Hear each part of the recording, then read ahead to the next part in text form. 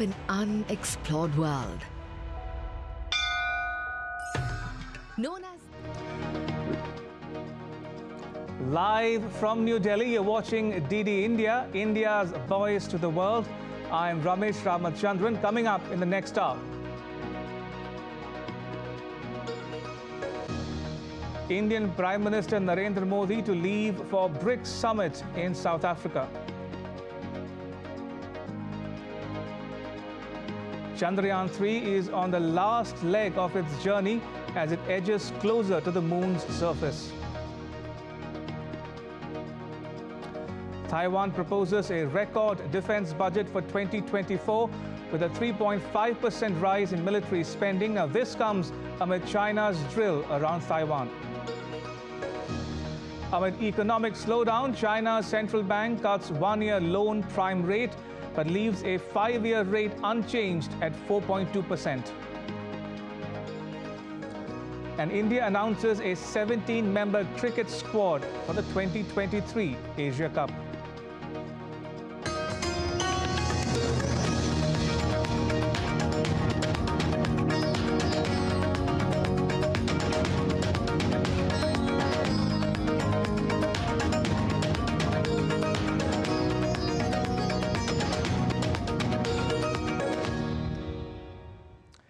Indian Prime Minister Narendra Modi will be traveling to South Africa on Tuesday to attend the 15th Brics Summit. It's the first in-person gathering of the 5 emerging world economies since the pandemic. Prime Minister Narendra Modi is taking part in the 15th edition of Brics Summit. The leaders meet in Johannesburg from August 22nd to 24th. The summit will provide an opportunity to review progress of the initiatives launched by the grouping and identify future areas of activity. Insofar as the BRICS expansion is concerned, we have been very clear from the start that we have a positive intent and an open mind when it comes to the BRICS expansion. The Prime Minister will take part in the BRICS Africa Outreach and BRICS Plus dialogue. The PM has visited South Africa before, back in July 2016 and July 2018. South Africa is the current chair of the BRICS Summit. This is the first gathering of the 5 nations since 2019. A business delegation from India will also be part of the summit. The participants are likely to deliberate on issues such as global economic recovery amid ongoing geopolitical challenges, sustainable development goals, something that would, I think, continue throughout the different sessions of the BRICS Summit, women-led development, as also addressing the concern and interest and priorities of the Global South. After BRICS, PM Modi is also set to visit Greece. This will be the first visit by an Indian Prime Minister to the country in 40 years. India and Greece enjoy cultural ties which have strengthened in recent years through cooperation in several areas. During the Honourable Prime Minister's visit to Greece, both sides will look to expand and diversify the trade and investment segment of cooperation, deepen and expand the defence and security partnership, infrastructure cooperation, shipbuilding industry, something which is a great strength of Greece and where the opportunities, extensive opportunities is there. The visit would give both sides an opportunity to discuss also the regional and global issues of mutual interest and help broaden and deepen our bilateral engagement. It's hoped the Prime Minister's visit to both these nations will open new paths of diplomatic ties and boost economic development. The Gandhi Tolstoy farm in South Africa has a message for the BRICS leaders as they get ready to gather in Johannesburg. DD India's Amritpal Singh reports. 2 famous names, Mahatma Gandhi and Count Leo Tolstoy, come together on this blue plaque installed at the Gandhi Tolstoy farm near Lenasia in South Africa. Mahatma Gandhi set up this ashram and lived here from 1910 to 1914, along with 75 Indian families. It was here he worked on satyagraha based on ideas of non-violence and simple lifestyle. Tolstoy Farm became one of the cornerstones of South African passive resistance civil rights campaign against Transvaal's discriminatory laws against the Indians. Gandhi ji ने सत्याग्रह की experiment यहाँ की थी कि सब community यहाँ रह सकते थे, तो इसलिए वो उसने कलमबख्श ने दिया था। 75 फैमिली यहाँ रह रही थी और वो लोग सत्याग्रही थे, वो यहाँ फार्मिंग करते थे। Gandhiji's message still resonates with the locals here, and they say BRICS leaders should hear it too. I'd like to request, when the BRICS meet there, they must not forget about the Rastafarians. They are the part and the parcel of this nation, as well as our fellow brothers, that we live with the Indians. They're part of our... This was once a 1,100-acre property where the Satyagraha experiment was born and nurtured. It was here at this historic farm in 1910 where Mohandas Karamchand Gandhi first experimented with the idea of Satyagraha, a peaceful, non-violent movement against an unjust colonial rule, which he later carries to India and implements it there, and India gains its independence. As we stand at this historic farm, the message emanating out of here is that a just, equitable, fair world order is relevant even today in the turbulent times that we live through. With cameraman YK Loknath, this is Amritpal Singh for DD India at the Gandhi Tolstoy farm in South Africa. And Leon Siange now joins us to preview the BRICS summit. Leon, there's a lot of interest in the BRICS. More than 40 countries, I'm told, want to become its member. What's actually driving this change? At the same time, are some BRICS members, such as China, for instance, looking to make the BRICS a geopolitical rival to the G7?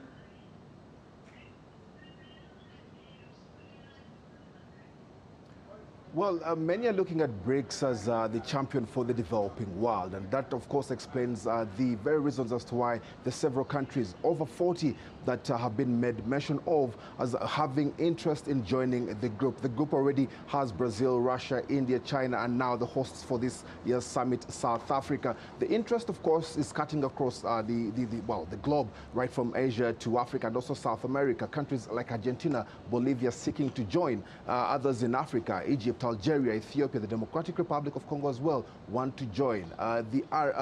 Iran, Saudi Arabia as well. So the interests that are within BRICS themselves tell much of the potential that this group entirely is about. 40% of the global population, 1/4 of the world economy. Now, looking at the other side on what could be looking at it as more of a rival body, well, definitely that has been a very big conversation, and with the BRICS group trying to take shape, that, of course, appears as the major threat.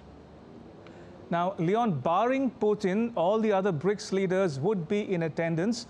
Would they hold separate meetings on the margins of the summit also? Who else has been invited to the Africa outreach and the BRICS Plus dialogue?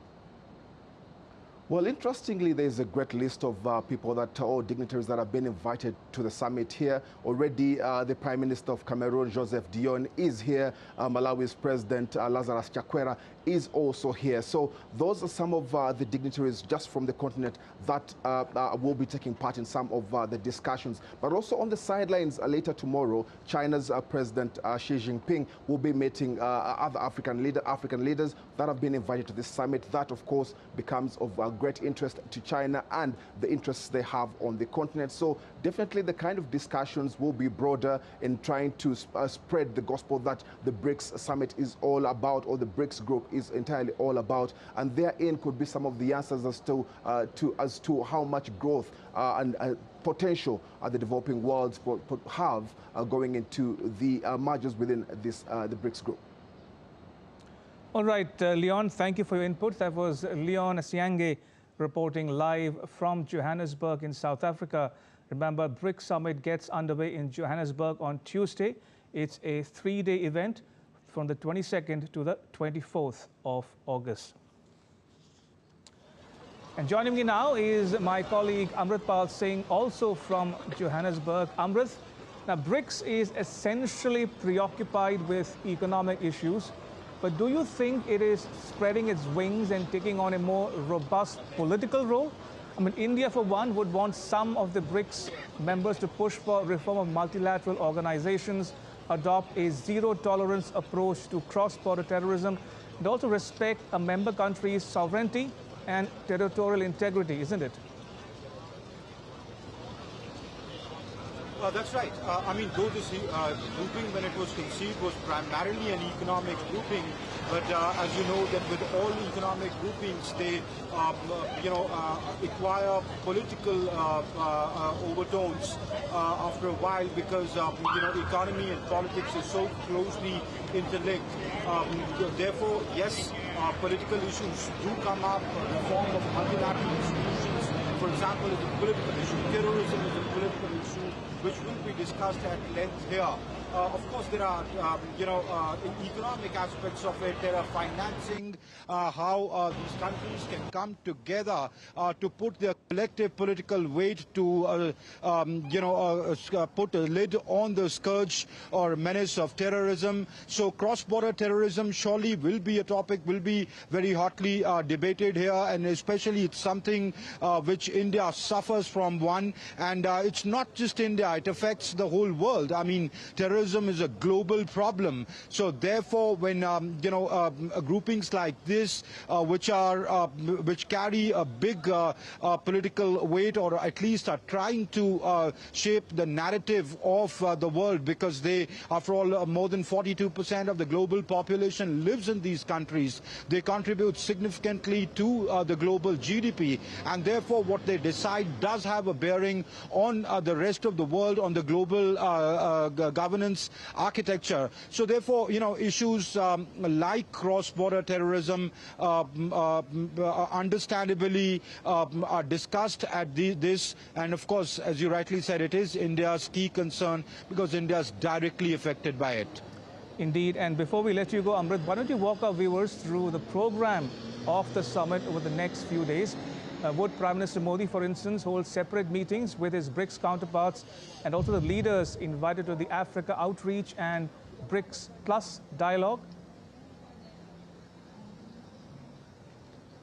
That's right. The Prime Minister arrives here at 1:45 local time. The local time is about 3.5 hours behind you because it's in the west to India. So he arrives in the afternoon. He goes into a BRICS leaders retreat in the evening. He also participates in the BRICS Business Forum where he addresses the BRICS Business Forum tomorrow itself.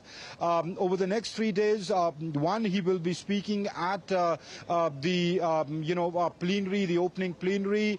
He would make interventions in various sessions over the next 3 days. The Prime Minister also, as you said, would be holding bilateral meetings. As you know, over 70 world leaders are converging here. It's not just the leaders of the BRICS, minus of course the leader of Russia, Vladimir Putin, who's not coming here. He's being represented by his foreign minister, Sergei Lavrov. But apart from that, all leaders or heads of state or government of their countries, respective countries of the BRICS countries are coming. Apart from that, there are invitee countries from all over the world, from who are primarily from the developing world. There are countries from South America, countries from the African continent, which South Africa has invited, countries from other parts of the world like Saudi Arabia, Iran, UAE.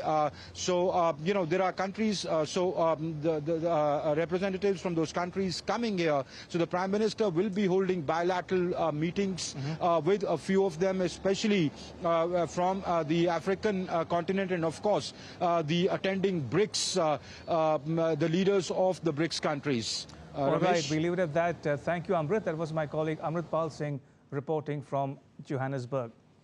And still to come on DD India News Hour, Indian Space Agency ISRO prepares for moon landing on Wednesday. And Taiwan proposes largest ever defense budget for 2024.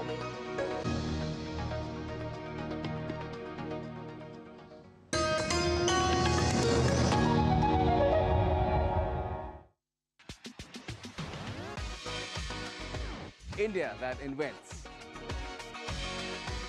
India that innovates. India that excites. India that invites. Land of possibilities. Teeming with opportunities. Watch India Ideas each Thursday, 8 p.m. only on DD India.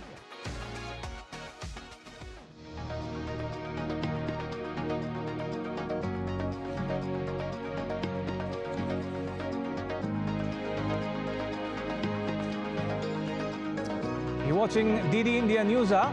Indian spacecraft Chandrayaan 3 is one step closer to landing on the moon on Wednesday. Indian Space Agency ISRO has released images of possible landing sites. Meanwhile, Chandrayaan 3 has established contact with the Chandrayaan 2 orbiter, the previous iteration of the Indian moon mission that was launched in 2019. Now, if successful, the Chandrayaan 3 will mark India's entry into an elite club of countries that have successfully accomplished lunar landings. DD India's Raghav Kumar Jha reports. Chandrayaan 3 has started the process of identifying safe landing areas on the surface of the moon. The Indian Space Research Agency ISRO on Monday released images of possible sites.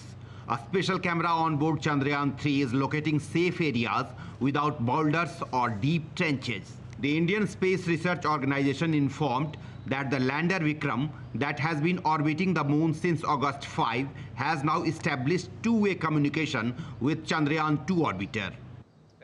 According to the Indian Space Agency, the lander module with the rover is likely to touch down on the surface of the moon at around 6:04 p.m. on Wednesday, 23rd August. Chandrayaan 3, which was launched on July 14, is an ambitious mission of ISRO. Its primary objective is putting a lander and rover in the highlands near the south pole of the moon and demonstrating end-to-end landing and roving capabilities. It will also take a number of scientific measurements on the surface and from orbit. Achieving a soft landing is the most challenging part of the mission. If successful, Chandrayaan 3 will mark India's entry into a club of countries comprising the US, Russia and China that have successfully accomplished lunar landings. Raghav Kumar Jha reporting for DD India. Former ISRO chairperson Dr. K. Sivan spoke exclusively to DD India. He said that Chandrayaan 3 is expected to be successful as it has ample redundancy features and can make a soft landing with self-corrections built into the system. Chandrayaan 3 is all set to make a soft landing and touchdown on the surface of the moon on August 23rd. And this is a very crucial mission. All eyes are on India's ISRO, and the scientific community is excited about this mission. Let's take forward the conversation with Dr. K. Sivan. Thank you for talking to Doordarshan, DD News and DD India.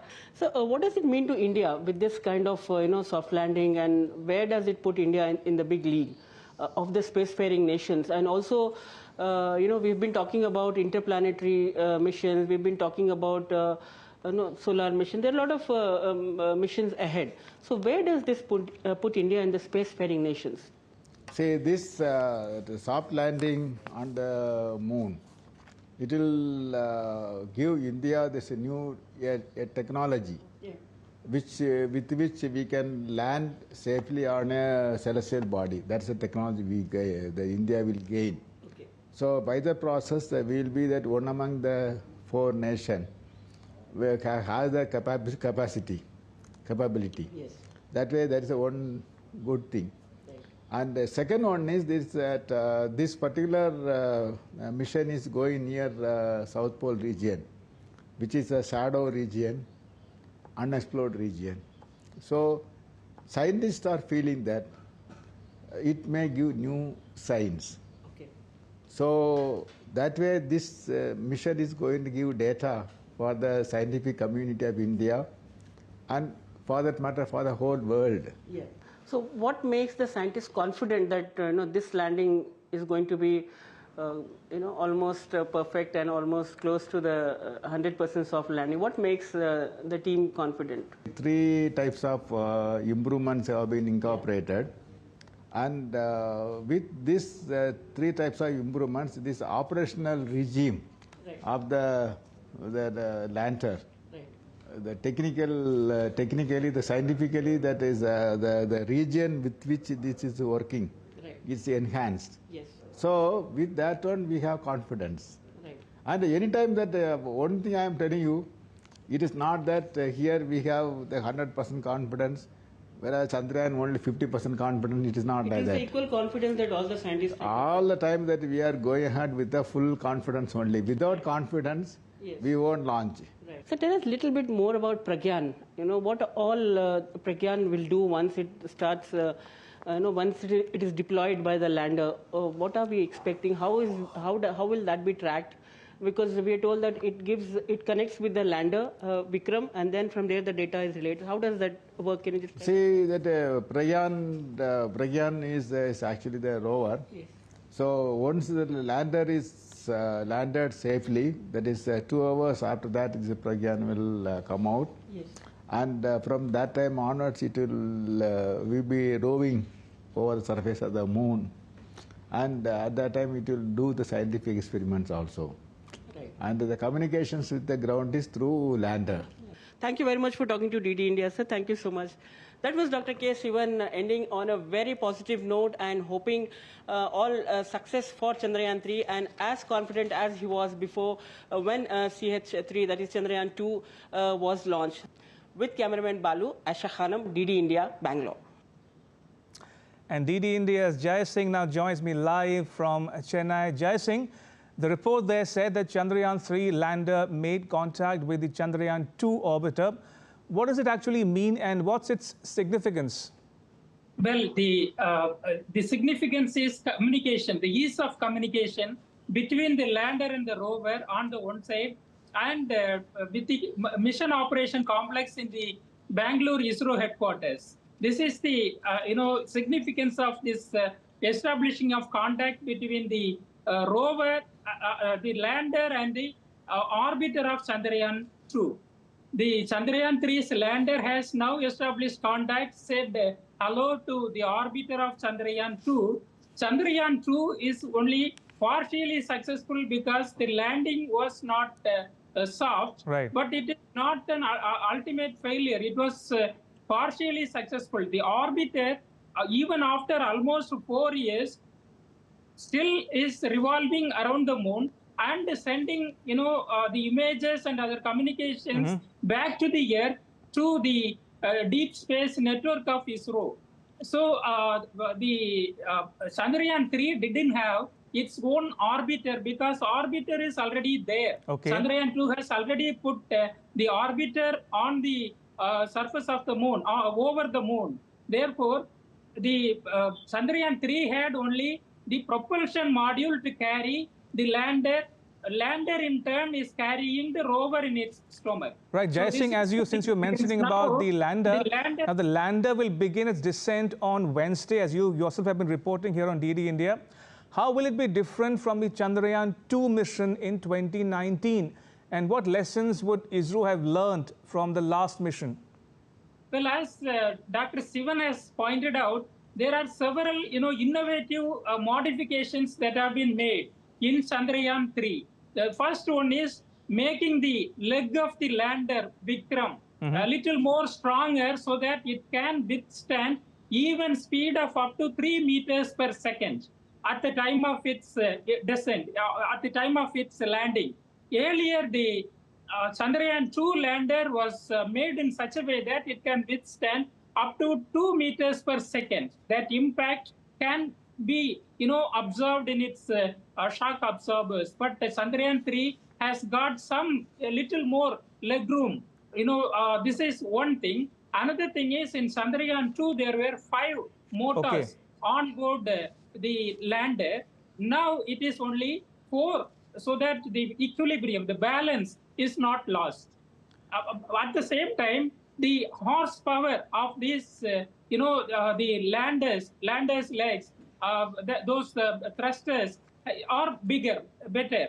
And there were some navigation software glitches earlier in Chandrayaan 2 that have been studied and overcome. It has been modified. Now the scientists are pretty sure about the software part of Chandrayaan 3 lander. Okay. Another thing is the area of landing, the probable area of landing. Earlier it was made to, the designated place was just 500 meters and by 500 meters a square area.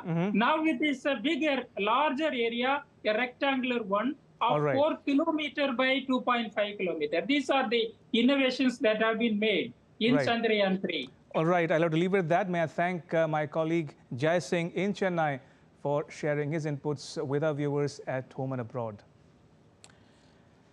Now, Taiwan has proposed a record defense budget amid the ongoing challenges from China. Taiwan's 2024 military spending will increase a modest 3.5% year-on-year to hit a fresh record high, amounting to 2.5% of the island's GDP.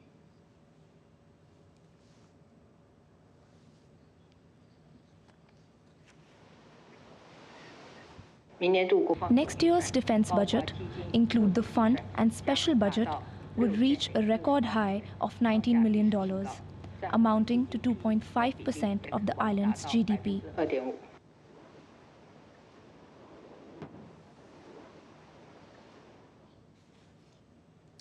And moving on to the Russia-Ukraine conflict, Denmark and the Netherlands agreed to send F-16 fighter jets to Ukraine.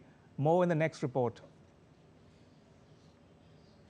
The offer came 2 days after the Netherlands and Denmark said the US had authorized the country to deliver American-made F-16s to Ukraine. Zelensky traveled to both countries to finalize the delivery deal. Dutch Prime Minister Mark Rutte, meeting with Zelensky at a Dutch Airways, said the planes would be delivered once specified conditions are met. We can announce that the Netherlands and Denmark commit to transfer F-16 aircraft to Ukraine and the Ukrainian Air Force, in close cooperation with the United States and other partners, once the conditions for such a transfer have been met. Prime Minister Mette Frederiksen said Denmark will supply Ukraine with 19 F-16 fighters during a joint news conference with Ukrainian President at the Skydrupt Airways in Denmark. We announced that we will donate 19 F-16 fighter jets to Ukraine. Together with the Netherlands, we are the first country to make a solid and concrete commitment to donate Western fighter jets. And hopefully others will follow now. Ukrainian officials have long asked for the advanced warplanes since the beginning of its war with Russia, which begins in February 2022. Zelensky calls the deal a breakthrough moment, but training for Ukrainian pilots could take months. The first delivery of Dennis F-16s is expected around the start of the new year. DD India's Rahul Upadhyay reports. Tropical storm Hillary has ravaged the U.S. state of California, unleashing flash floods and sweeping away roads. In Mexico, at least one person has been killed.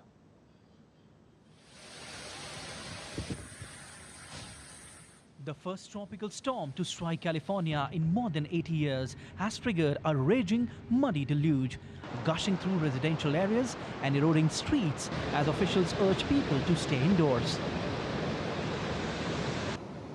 Debris, including fallen trees, have covered highways as the wet weather conditions continue to batter the region.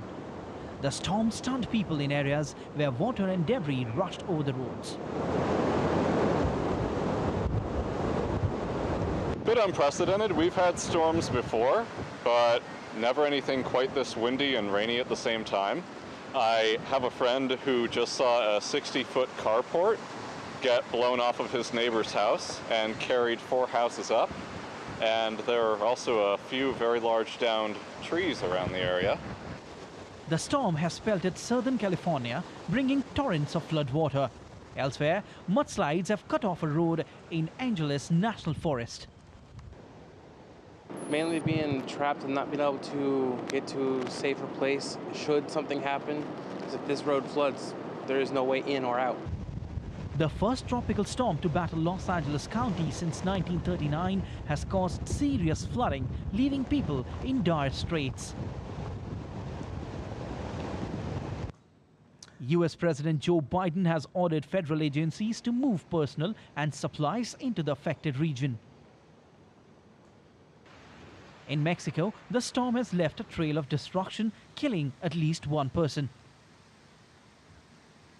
Forecasters say the storm will continue to weaken over the coming days. DD India's Siddharth Bhardwaj reports. Still to come on DD India News Hour. British nurse gets life sentence for killing 7 babies. And Indian-American entrepreneur Vivek Ramaswamy surges to second place in Republican race for nomination.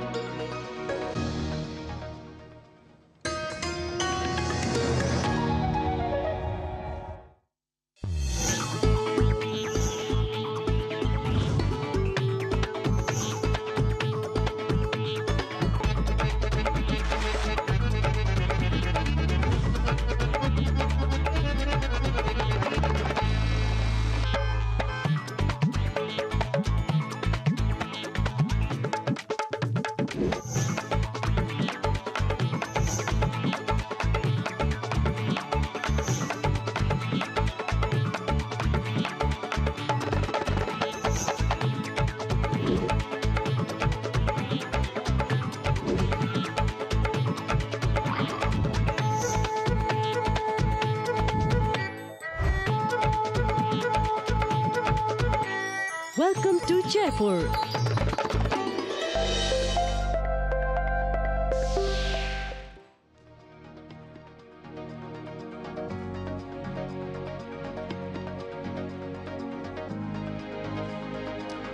You're watching DD India News Hour. I am Ramesh Ramachandran. A quick recap of the headlines.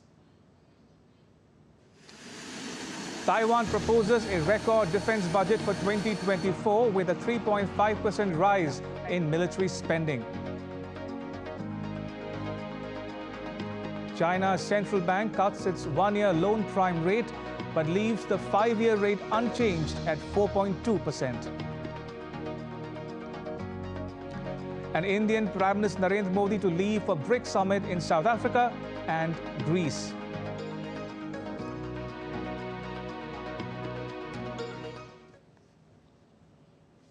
And going back to our top story on the Brics Summit, South Africa expects that Brics Summit will play an important role in bringing investment from BRIC economies like India and China. DD India correspondent Amritpal Singh speaks to South African Trade and Industry Minister Ibrahim Patel. Take a listen.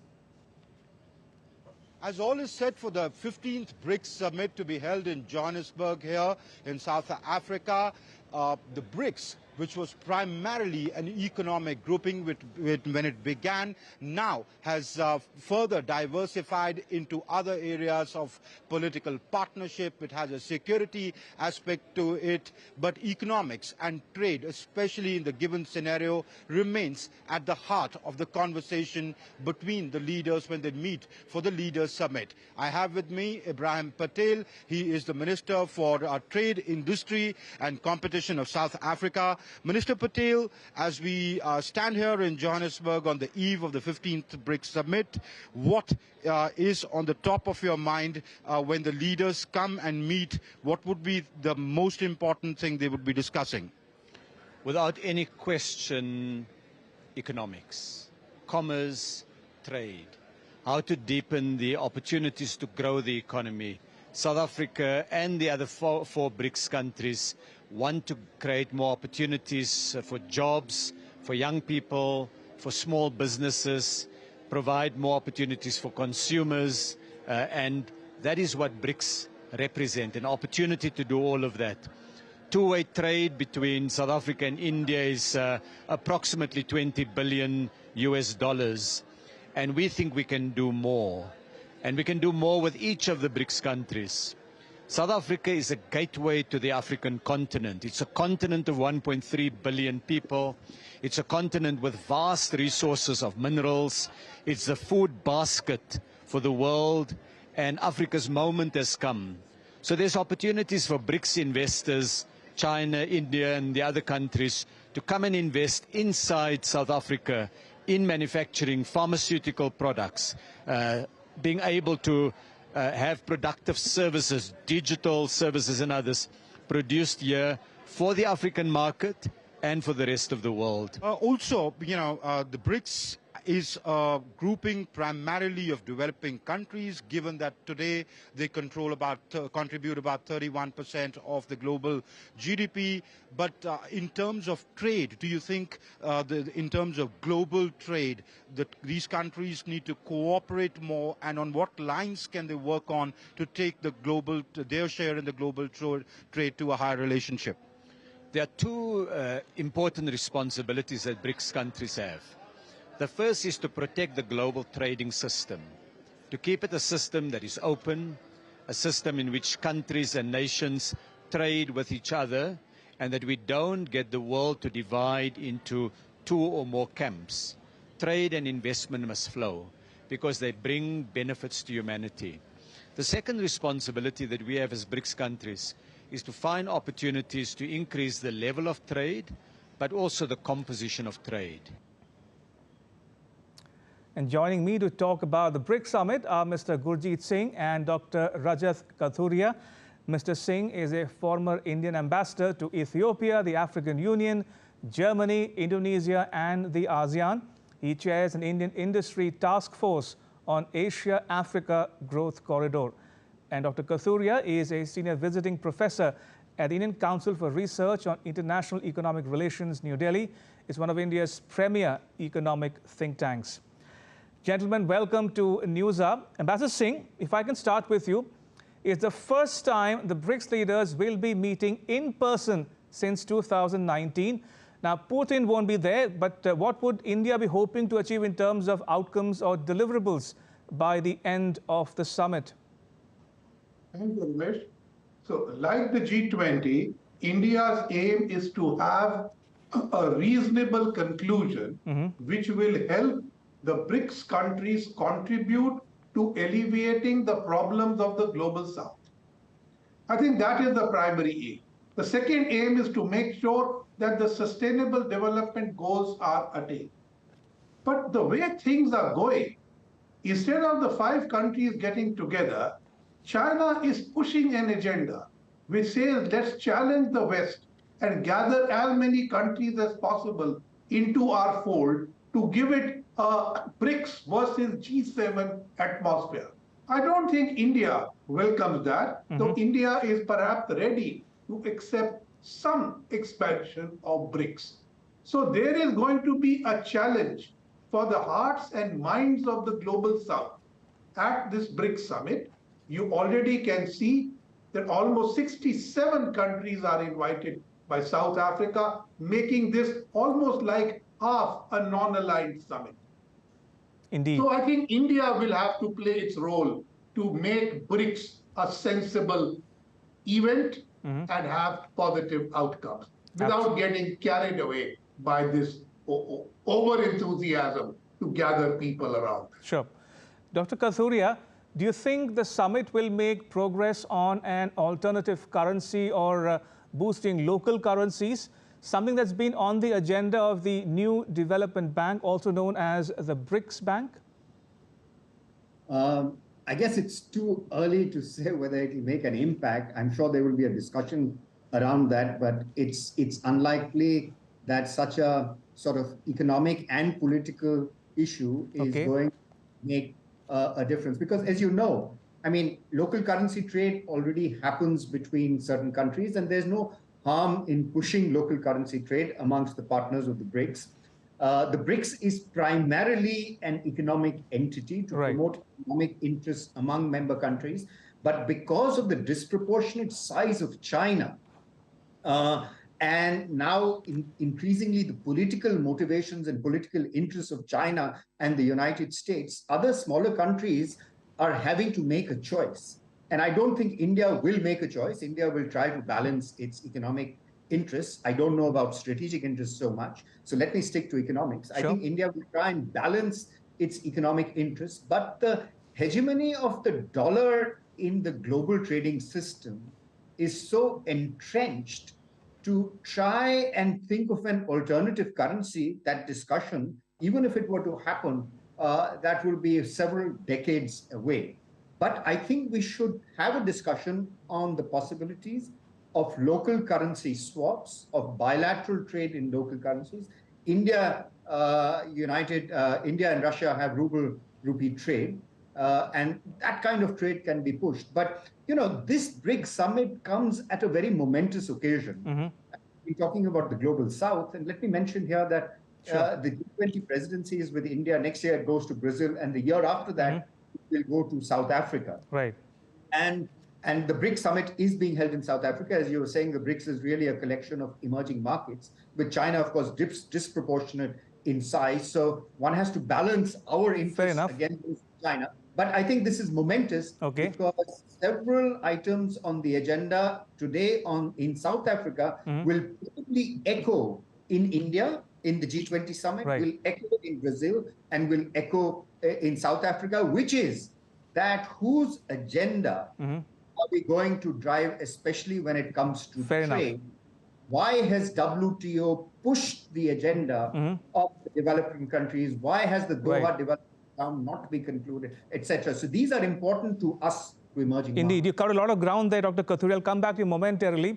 Ambassador Singh, now 40-odd countries are interested in joining the BRICS. 20-odd countries have already applied for the membership. The question is, why this sudden interest in the BRICS? China would like to say that it is the big power rivalry is bringing more countries from the middle to their side. To my mind, countries are fed up of big power rivalry. They are concerned that the Ukraine crisis preceded by the pandemic has ruined their economies, and they want larger economic opportunities which will not be bound down by unilateral sanctions. But I don't think all the countries which wish to join BRICS are really looking to replace the United States with China. They are looking for a middle ground. And it will be India's job to make sure that countries which join a BRICS Plus are those countries which can hold their own and will not simply kowtow to China. All right, Ambassador Singh and Dr. Kathuria, I'm afraid I'm running out of time. I would leave it at that. May I thank both of you, Ambassador Gurjeet Singh, Dr. Rajat Kathuria, for joining us on NewsNight. Thank you for your time. Appreciate it. And US President Joe Biden heads to the Hawaiian island of Maui. He will survey the damage caused by wildfires.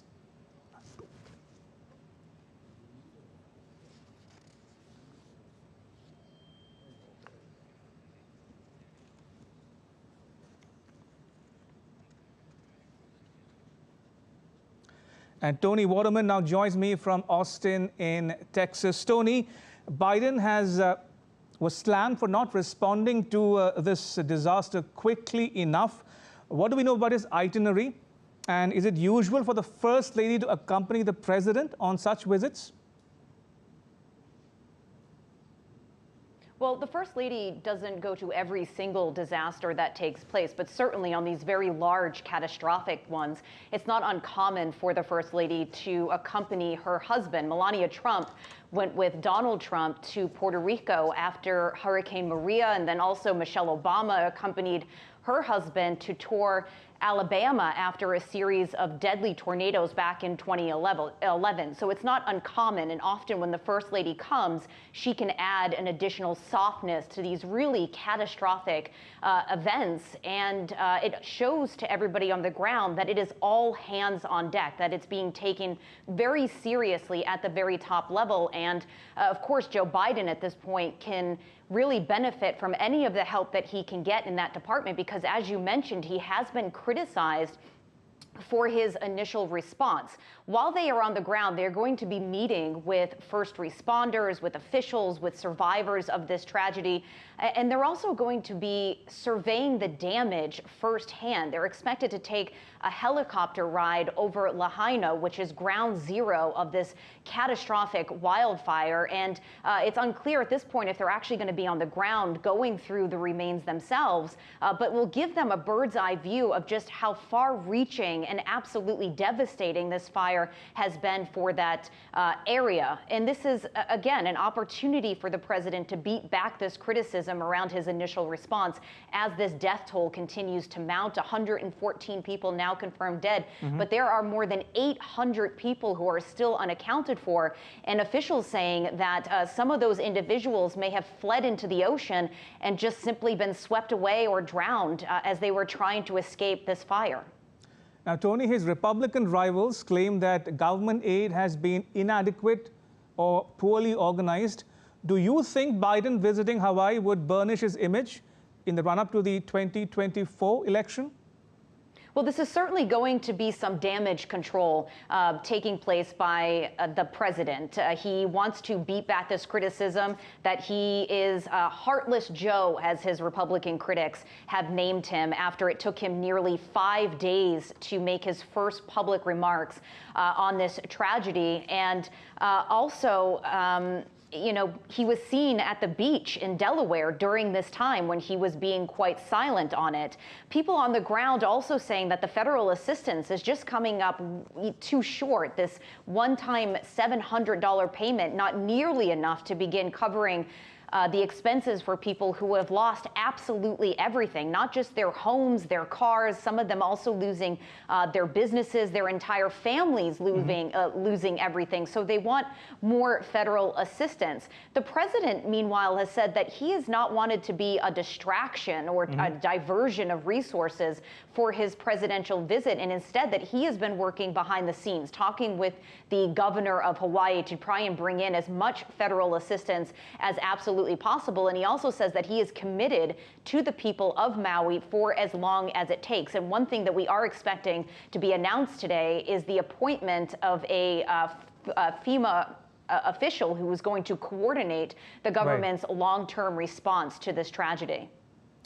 Thank you, Tony. Tony Waterman reporting there from Austin in Texas. In other news, UK child killer Lucy Ledby has been sentenced to life in prison by a British court for murdering 7 babies and attempting to kill 6 others while working as a neonatal nurse at a hospital in northern England. Ledby faced charges for murdering 5 male infants and 2 female infants in the neonatal unit at the Countess of Chester Hospital over a span of 13 months starting in 2015. Still to come on DD India News Hour, China cuts its key interest rate as recovery falters.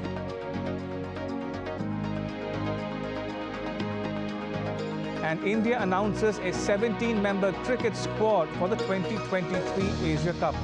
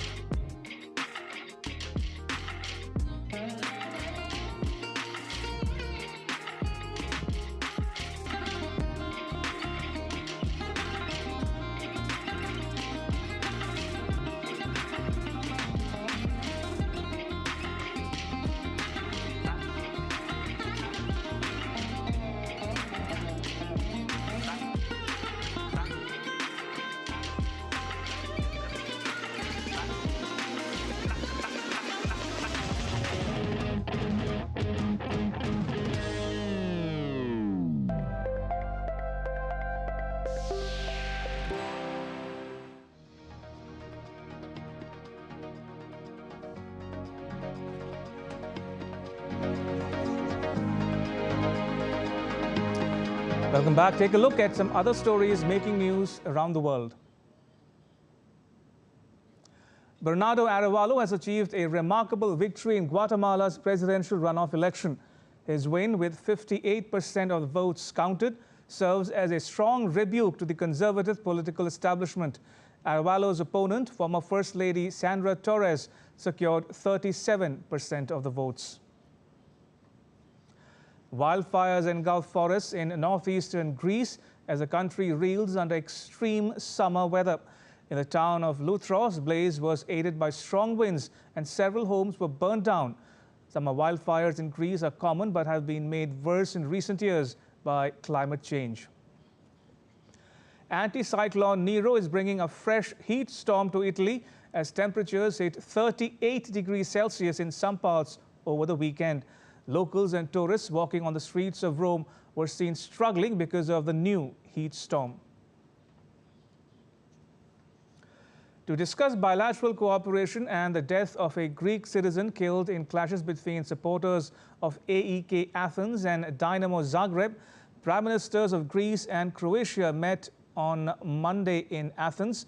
Both sides agreed to collaborate on matters related to the detention of Croatian nationals who were involved in violent clashes. Now, China has decided to keep its key mortgage pricing benchmark interest rate unchanged and has cut the bank's only one-year loan prime rate to support the economy further. The spot yuan opened at $7.29 and weakened to 7.3 by midday.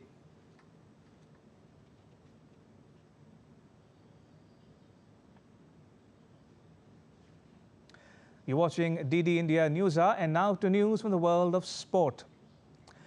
India has unveiled a 17-member cricket squad for the 2023 Asia Cup. Shreyas Iyer and KL Rahul return to the Indian dressing room.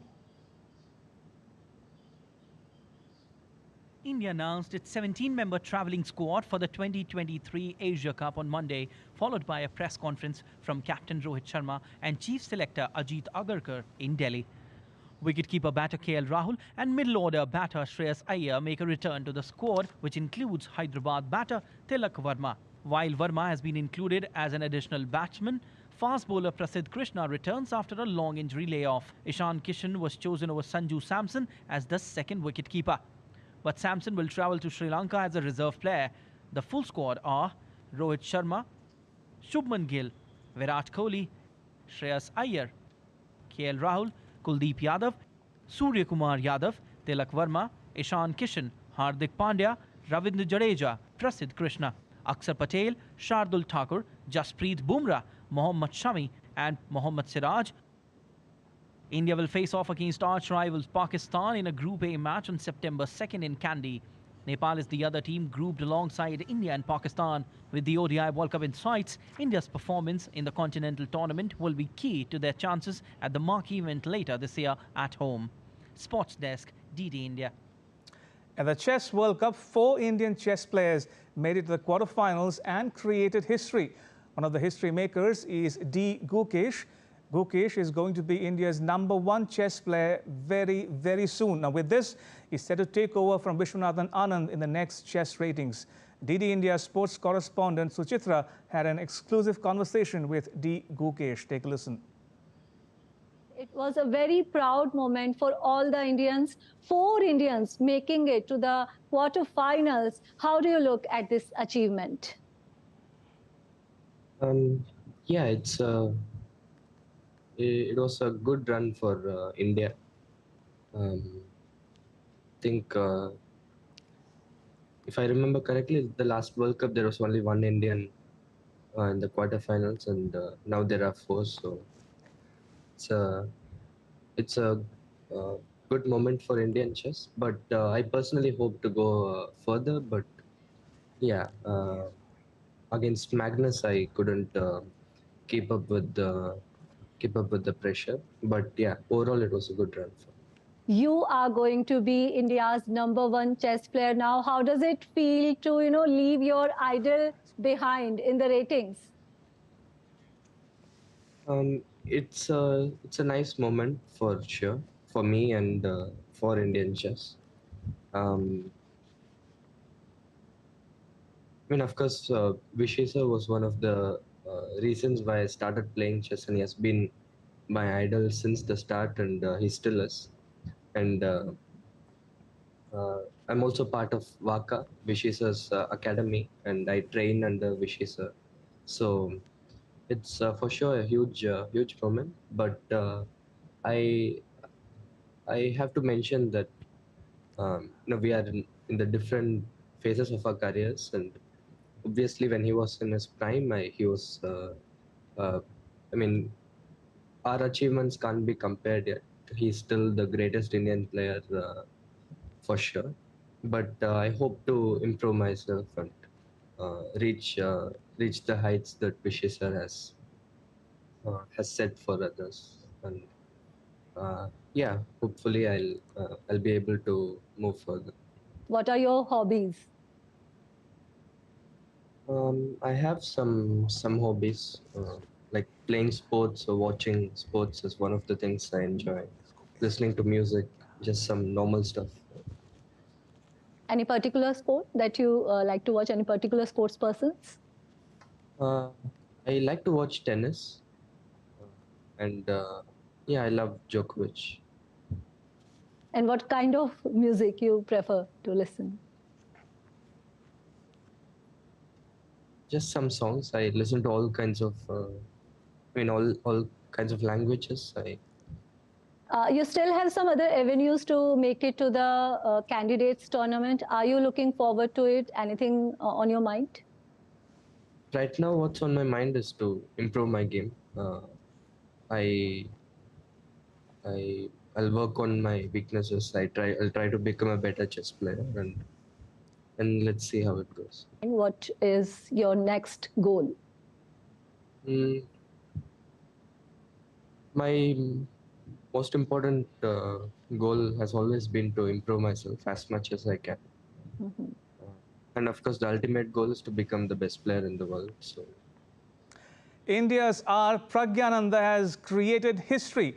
He beat world number 3 Fabiano Caruana in tie-break and entered the Chess World Cup final, where he will meet world number 1 Magnus Carlsen. So that's the news we are following here on NewsHour. Indian chess player R. Pragyananda has made it to the final of the World Chess Championship. He beat the world number 3 to book a spot in the final, where he will meet world number 1 Magnus Carlsen. That's all for this edition of DD India News Hour, but let us know your thoughts on the news of the day. You can connect with us on Facebook, X, formerly Twitter, and Instagram. We'll be back with more news as it breaks here on DD India. I'm Ramesh Ramachandran. From all of us here in New Delhi, thanks for watching DD India News Hour.